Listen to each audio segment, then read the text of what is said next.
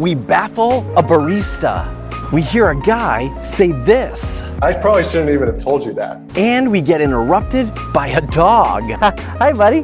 While we do some hilltop PowerPoint. Why? Because this week we're continuing our journey into the differences between B2B and B2C buyers, and we're focusing on the art of negotiation. All of this and more on today's Loyalty Loop.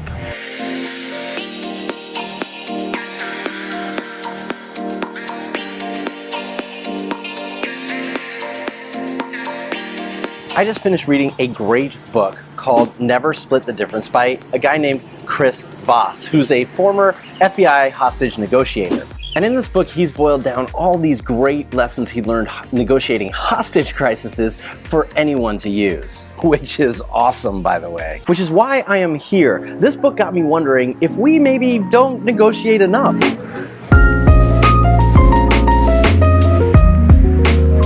I would love this Pellegrino, a chocolate croissant, and 2 large lattes.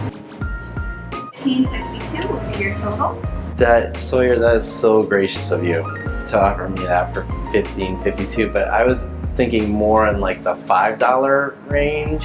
Sorry, I am unable to do that. You're unable to do that. I appreciate that. How about the $10 range, like maybe $10.25? In the consumer world, generally the price is the price. Unless you're buying a house or a car, we don't generally negotiate. But in the B2B world, that is just not the case. In fact, my friend Robert Rose pointed out that in the B2B world, negotiation is actually the norm instead of the exception. Now, even Chris Voss points out that negotiations are emotional, and the key to actually winning at a negotiation game is to keep calm, even in emotional situations. When it's a high-value personal purchase, the emotional stakes are high, and checking your emotions at the door are hard. But what about in the B2B world? Well, to better understand how negotiation plays into the B2B buyer journey, we're going to talk to this guy. It's just a game, man.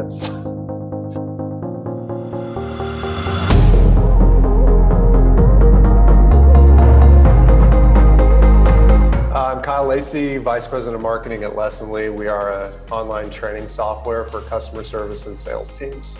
Now, Kyle's relatively new to the 90-person Indianapolis team. He'd been observing the team for 9 months, and he just started about a year ago, and now he was ready to make some changes. And I had had enough time under my belt where I had seen things that I wanted to change.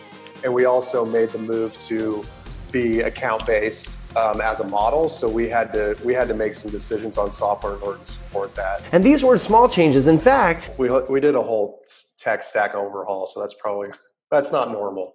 So last quarter, Kyle went on the search for 3 new tools. One of those tools was called Terminus. They're an ad platform that delivers ads account-based. So we have a list of companies we're reaching out to. They deliver ads across this massive network to the IP addresses of those companies. So it helps us warm up leads that might be cold. Kyle is a seasoned B2B buyer, and he knows how to play the negotiation game. Well, it's so funny to when B2B software people try to buy from each other, because everybody knows the process. So Kyle called an old friend of his named Sangram, who's the CMO at Terminus, and decided to get the ball rolling. So it was more of like, Sangram, hey, I'm interested. Do you want to like throw me a bone? And he did. But as any good negotiator knows, you just can't take the first deal.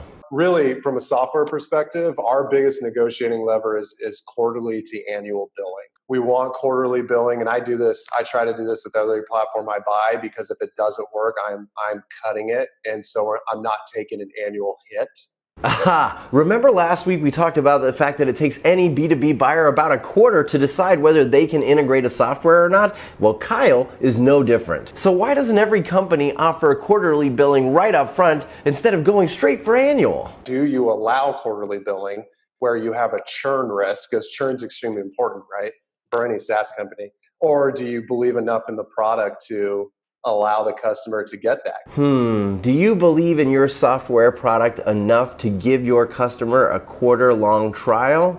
That is a great question, and we're going to go in a second to the only hill I could find to do some Hilltop PowerPoint and figure it out. But maybe, just maybe, you don't need to have the best product, but you do have to deliver the best post-purchase experience. You do have to deliver an exception loyalty loop experience if you want to reduce churn and keep your customers for as long as possible. If a customer experience or success team is good, then it doesn't matter if the software is not working for me because we'll figure it out. When the experience is bad post-sale and the software doesn't work, that's when I'm cutting it. Kyle's been using Terminus and the other two products he bought last quarter, and so far things are going great. The loyalty loop experiences are perfect. But why don't other B2B companies have great loyalty loop experiences? You get busy, and a lot of high growth software companies are constantly involved in trying to get new customers. Sometimes you negate the customers that you've already sold. Despite the fact that retention is pretty much the best metric you can follow, there's companies that still screw it up. I mean, two of the companies I replaced last quarter screwed that up. And that's why we're here at this hill.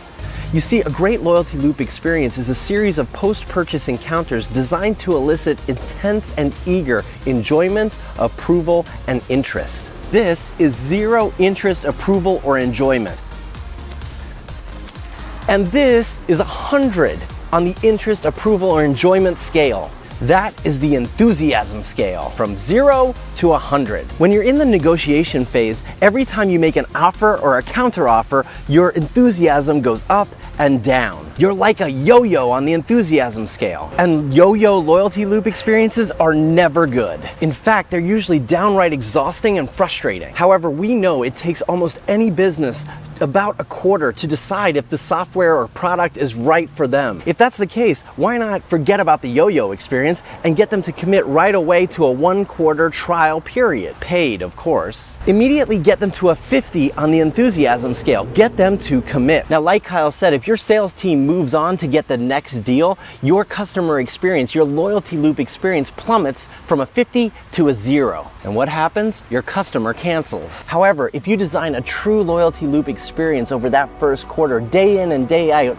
trying to maintain their interest, approval, and enjoyment, you're going to keep that customer. And more importantly, you're going to get them to 100 on the enthusiasm scale. Look, Kyle couldn't have said it better. Hi, buddy. Look how enthusiastic that dog is. He's 100 on the enthusiasm scale. Look, Kyle couldn't have said it better. When the experience is bad post-sale and the software doesn't work, that's when I'm cutting it. Before I wrap up with my final thoughts, let me remind you that you can sign up for the loyalty loop at akadrewdavis.com/loyalty loop. And this week you'll get a bonus video of Kyle's best advice for getting the best deal on software negotiations. You'll also get next week's video one day before everybody else in the world. Look, negotiating is an emotional experience for B2B and B2C buyers. And I'm sure you think your business is different, and maybe there's no way you believe you could be competitive if you stopped negotiating.